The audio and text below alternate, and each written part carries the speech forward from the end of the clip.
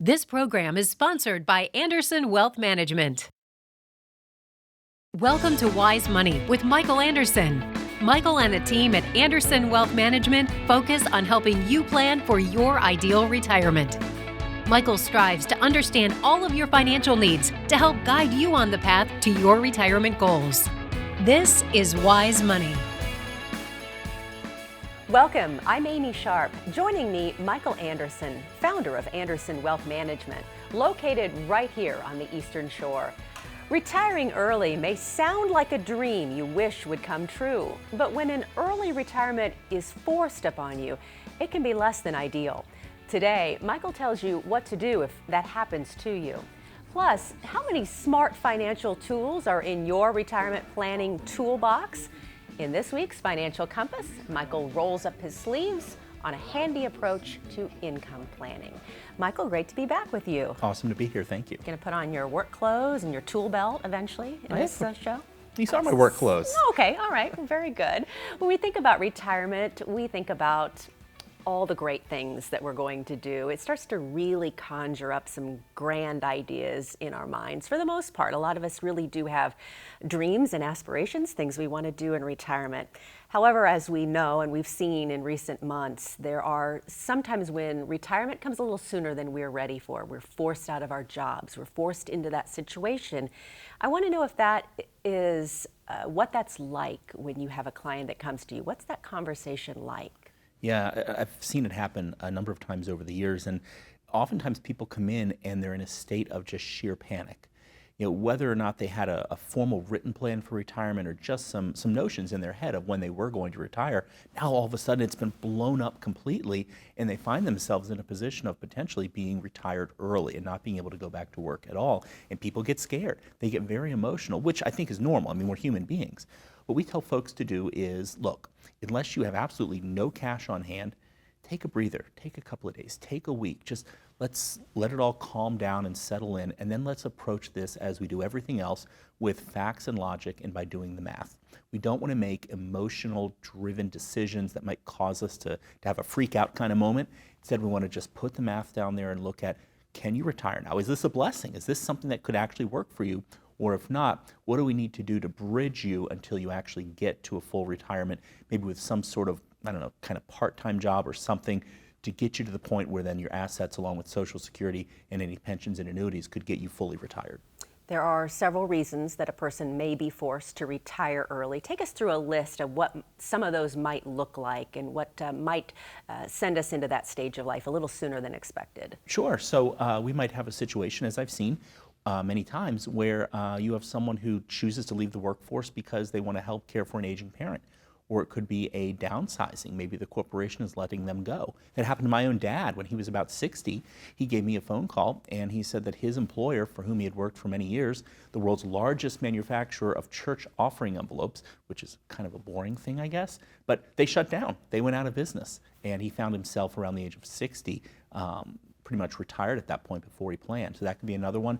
There could be a sickness of the person or maybe of their spouse, a death in the family. I mean, there's all sorts of unpredictable reasons why people could find themselves retired early. And it could be a blessing, but we've got to do the math to make sure that it's not going to be a curse. If I find myself in that position, I get that phone call, that letter in the mail, however it may come, however the news may come, what's the first thing that you will tell a client that they need to do at that stage? Well, maybe make a pitcher of margaritas and just throw a party that night. I mean, you know, those things just happen. But let's take it step by step. I'm sure you've heard the old joke, you know, how do you eat an elephant? And the answer is, you know, one bite at a time. The same thing here. You know, how do you deal with a potential forced early retirement? One step at a time. We want to do what we would do if you were at your normal retirement or expected retirement, which is go through the hopes, goals, and aspirations along with the concerns, look at the cash flow, the assets, the liabilities, and see what does the math show us. Sometimes the math might show us that very clearly, you could retire right now, and this might be a blessing in disguise. Maybe it doesn't show that, though. Maybe it's something a little more darker or sinister, and we have to plot a way or find a way to actually make it work until we can get to that intended retirement date. Of course, this is a great opportunity for you to really get into what that plan looks like at Andersen Wealth Management. And I know as we think about any retirement, like you've said, whether it be forced or not, we really do need that comprehensive plan to take us through to lay out our plans and to know kind of where we're headed. Things may change along the way, but certainly having a plan helps. I agree completely. And in fact, things may not change. Things are almost certainly to change. Things change all the time in our lives. And for us, it's about doing the math. And having done this as long as I have, one of the things that I've kind of picked up on is I can usually get a pretty good idea without doing calculations to the fifth decimal point of whether or not something's going to work. And I'll tell you a quick story. I had this couple come in a couple of years ago, and they were both working and they were both looking forward to retirement. The wife enjoyed her job. She wasn't planning on retiring soon, but the husband hated it. And he was sitting before me, just like I'm sitting before you, he had a coat and tie on, and he told me how much he hated his job. He went into this litany of things he hated about work. And then I looked at their cash flow situation, their spending patterns, the assets that they had, and I did the calculations literally on the back of an envelope in front of them. And I told the guy, I said, you don't have to work anymore. If you hate this job, you can quit. And he asked me, he said, well, when can I do that? Like 62, 65, because I think he was in his late 50s. And I said, well, today. Well, 2 weeks later, he came back in, and he didn't wear a coat and tie. He had on, I'll never forget, flip-flops, shorts, and a Tommy Bahama shirt. And I said, dude, you look way different today. What did you do? And he said, I did what you said. I quit my job. And everything went great for them. So sometimes it really can work out in a positive way. A great way to end on a good news story. Thank you so much, Michael. Love your job so much that you think you'll never retire? Up next, Michael explains why that plan could backfire. And later in this week's Financial Compass, working with the right financial advisor can make a difference to your retirement future. So what can your toolbox tell you about getting the right advice? Michael explains. But first, here's how you can contact Michael and the team at Andersen Wealth Management. Stay tuned.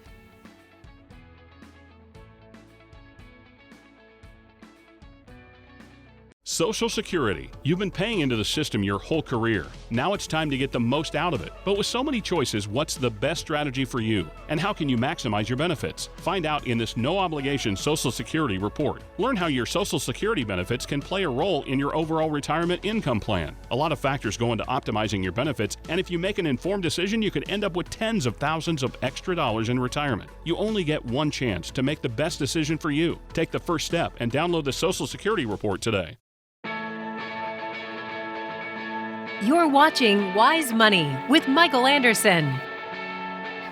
Thanks so much for tuning in today. And Michael, thanks for being back with me. And here we go. We're talking about kind of the opposite of what we talked about in our last segment. You know, it's been said that if you do what you love, you'll never work a day in your life. Is that the saying? Am I correct on that? Something like that. I think some people live by that theory, though, and that's a wonderful way to look at things. They just don't want to retire, so they just don't plan for it. What do you say to those people when they come to you if they haven't really taken the time to set out a plan because they never plan to retire?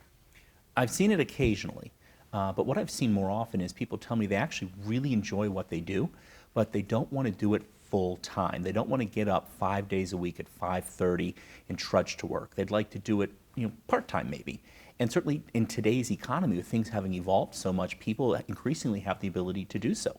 I can tell you, speaking for myself personally, I love doing what I do, but when I'm older, I'm not going to want to do it 5 days a week, because one of my dreams is to go into retirement and go work at an amusement park and drive the train for the little kids, because I like trains and little kids are cute and fun, and just I think it'd be a fun thing to do and bring energy to it, and that's me. Other people have dreams too, and I think they need to, if they want to continue to work, balance out the enjoyment they get and fulfillment they get from working with also other things that are on their list, especially if they have a spouse who might have things on their bucket list. Yeah, you see a lot of people that want to retire and have those jobs like you just described. I do. A lot of people go back to work and they might say, you know what, I just want to work at an auto parts store, or I just want to be a Walmart greeter. Well, if that's what you want, why not do it? There's an expression today that young people use on the internet, YOLO, you only live once. Why not do these things while you're still able to do them? Because at some point, it's human nature. You might not be able to do those things. So let's do them. Let's have some fun and enjoy life. And people question if we know these hip terms. We know them, YOLO, right? Exactly. I've got a teenage son. We've got it. Well, you think about people that aren't planning to retire, but all of a sudden something comes up and you really have to start considering it. What do you say to those people that all of a sudden there's a roadblock in their way and they have to make those decisions, but yet they're not prepared? It happens all the time, and the answer to that is before something happens, we need to get ready for that to happen, even though we might not know what it is.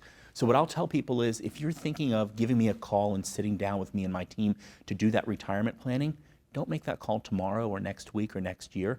Make it now, because you never know when something's going to happen.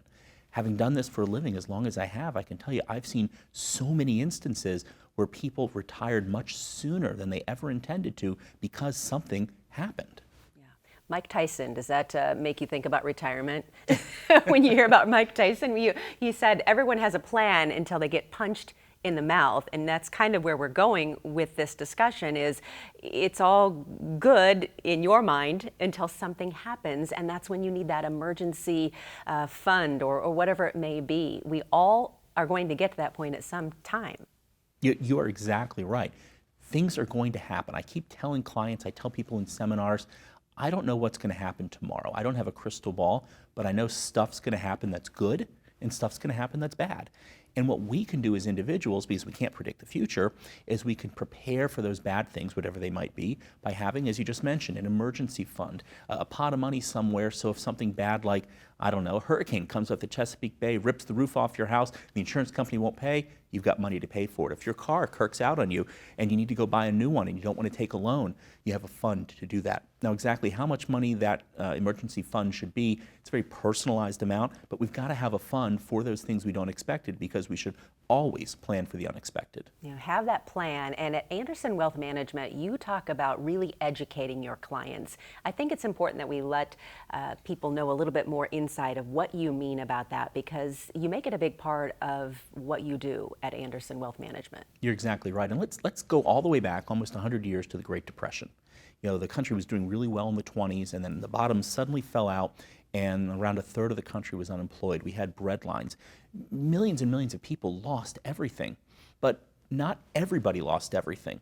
Some people were okay, and it's those people who had a plan for a really rough time. I don't think the people who winged it made it through the Depression okay in most instances. I think the people who had a plan for tough times did, and that's why I can't emphasize strongly enough, we don't know what or when tough times will be, but we know it's likely they're going to happen due to longevity. Let's plan for that, so if it does materialize, it's not going to cause us to lose everything. Do you have clients come in where it's hard to really change their mind? You try to get them on that track of a plan, and maybe they just want to keep winging it, if you will? This is Delmarva. We have some stubborn people, that's for sure, but when we present things logically, with facts and logic as opposed to emotion and rumor, people end up usually seeing what needs to be done, and we can usually steer them on the right path. But you know, some people are people, and that's where you have to go usually to the spouse and get the spouse to help you out. And we won't go into that in this show, but I'm sure that is always a difficult conversation to make sure everyone's on the same page. All right, thank you, Michael, so much for that information. Straight ahead, we'll head into Michael's workshop for a look at some of the smart financial tools you may want in your retirement planning toolbox. That's next in this week's Financial Compass. And still to come, Michael answers some of your questions. First, here's how you can contact Michael and the team at Andersen Wealth Management. Stay with us.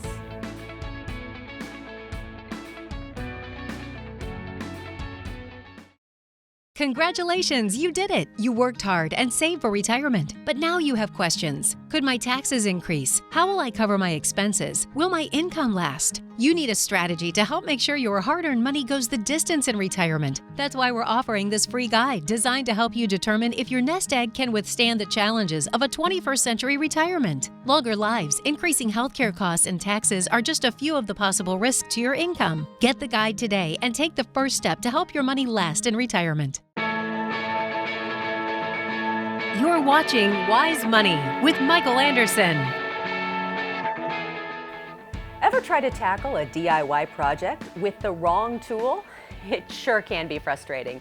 Today in our Financial Compass, Michael explains why having the right set of financial tools can make all the difference to your retirement. Michael? Thanks, Amy. I've been doing this for a little while, and one of the things I can tell you as I've met with thousands and thousands of families here on the eastern shore of Maryland and over in Delaware and Virginia is that not every situation is the same. In fact, none are the same. Everything that I've seen, every family that I've seen has had unique goals and concerns, assets and liabilities. But what they all generally do have is a desire to successfully get to and through retirement. So I'd like to talk for a moment about the difference between financial firms. And the reason I want to do that is I know a lot of people see financial people like me and others, and they say, those guys are all pretty much the same. Well, I know we maybe look the same and sound the same, but we're very much different in terms of what we do and what we can do. So I've got here on the table 2 different toolboxes. They're both red, they both have a black handle, they both look pretty much the same. The one here on my right, this toolbox is meant to represent a big box firm. Think of a firm that you can probably think of, maybe you've seen them advertising on TV. And let's say you go to them and you say, you know what, I'm getting close to retirement, I'd like to get a retirement income plan. And they say, we've got just the tool for you. Here you go. Here's your retirement income plan. And you say, wow, sounds good, thanks very much, and you go on your merry way. Maybe a couple of months later, a year later, you go back to the same firm and you say, okay, you helped me with my retirement income plan, now can you help me with a tax plan? I want to make sure that as I go through life, I'm paying the lowest taxes that I can legally pay. And they say, don't worry, we've got just the tool for that.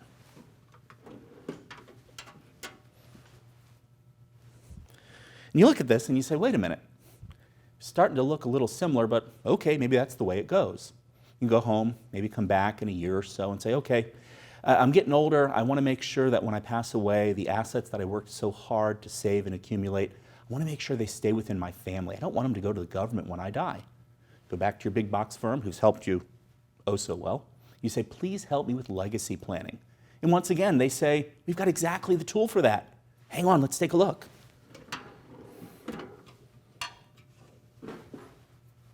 Haha, another one of these. 3 different problems: retirement income planning, tax planning, legacy planning, 3 areas of concern. But that big box firm seems like they only do one thing. See, that's the difference between a big box firm and an independent firm like mine. On the outside, as I showed you, we all look the same. But on the inside, what we can do is very, very different. And let me tell you what I mean. So let's say you go to an independent firm like mine and you say, I'd like to get a retirement income plan. We tell you, we've got just the tool for that. But unlike other firms, we're free to do just about anything we want because we're independent.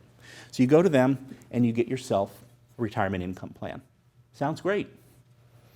A couple of months go by, go back to your same independent firm and you say, you know what, you helped me with my retirement income plan, now I'm concerned about taxes. What can I do to legally pay less in tax? Your independent firm says, that's going to be a different tool because that's a different problem. Here's your tax plan. You say, okay, thank you very much. Maybe another year goes by. Now you're in retirement, you're thinking about your life savings and what you'd like to do with that when you pass away. You say to yourselves, you know what? I didn't work this hard to let the government take it all. I want to leave it to my kids or to my grandkids. You go back to your independent firm and you say, can you help me with the legacy plan? Is that something you can do? The independent firm would say, absolutely we can, but that's a different problem. That's a different goal. That's going to take a different tool. For your legacy planning, we're going to need to do something a little bit different. You see, there's a difference between these firms. Big box firms and independent firms on the outside, they look the same. But on the inside, what they can do in many instances is very different. So if you're at that stage of life where you maybe accumulated some money, you're getting close to retirement, and you're thinking to yourself, I don't want to do this myself. I don't want to take on all that risk. If you think about a do-it-yourself project at home, and let me let you know right now, when you get retired, that honey-do list never seems to end. Let's say you need to fix a handle on a door or you need to repair a broken light. Wouldn't you use the right tool for the job as opposed to one tool for everything? Well, it's the same thing with retirement and financial planning and goals. You've got to have the right tool for the job. One size doesn't always fit every situation.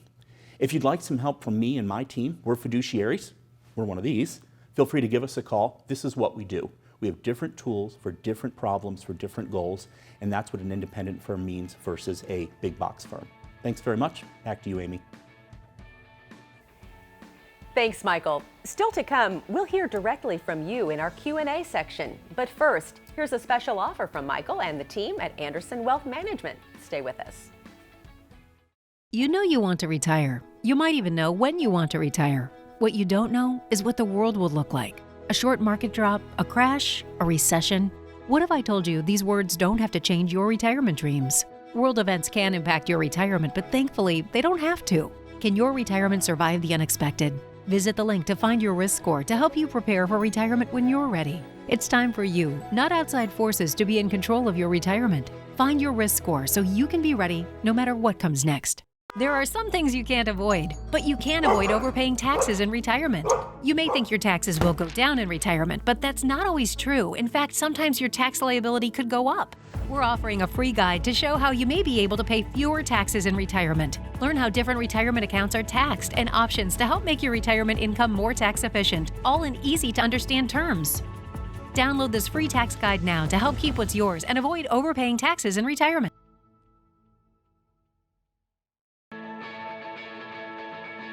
You're watching Wise Money with Michael Andersen.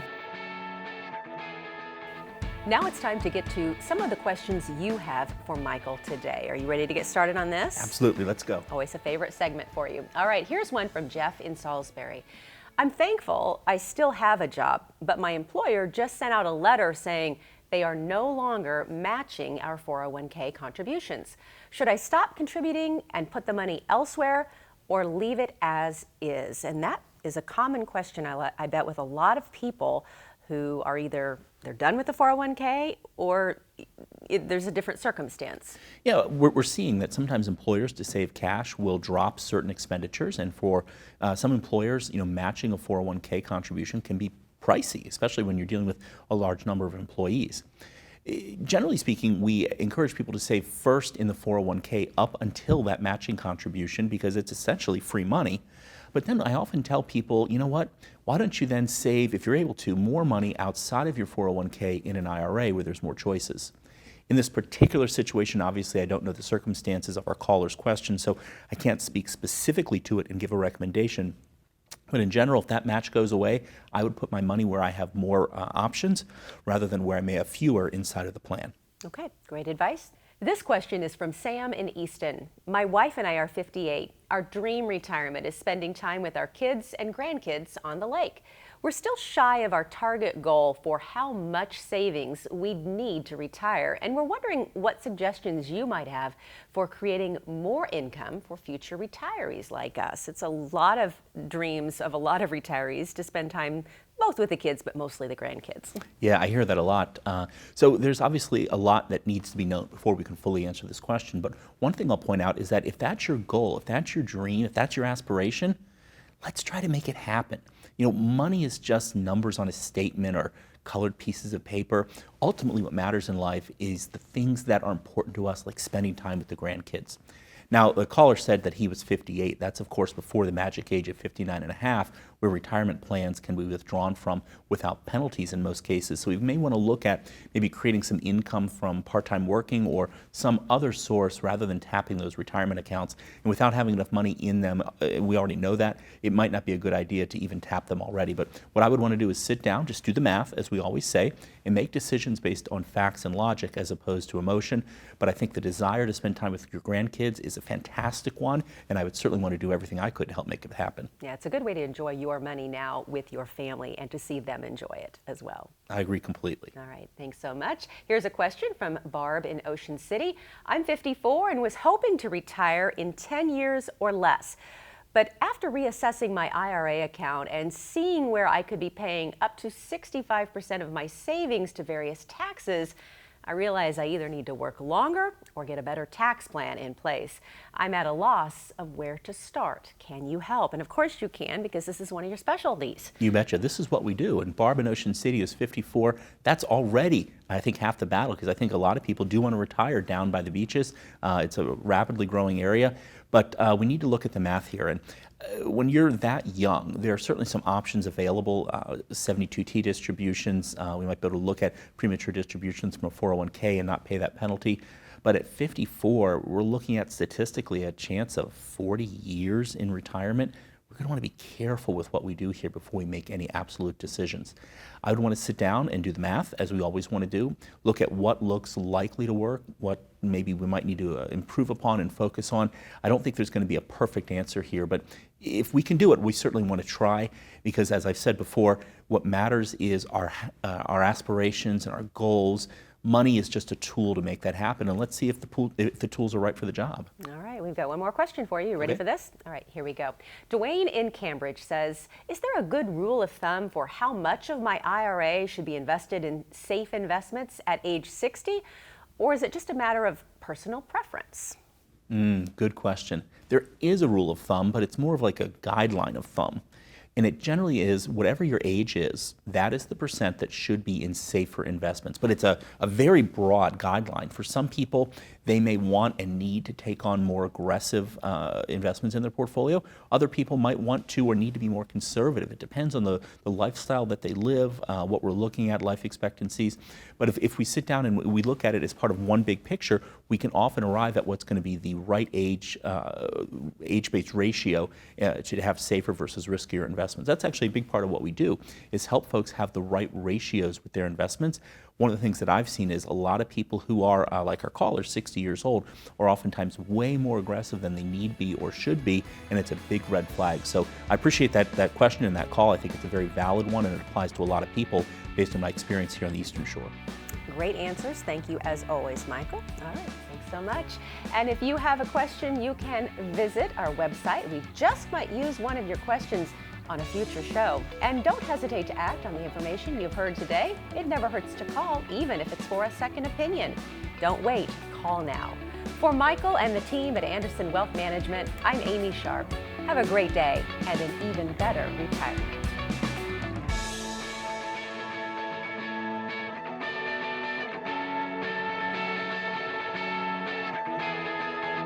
This program was sponsored by Andersen Wealth Management.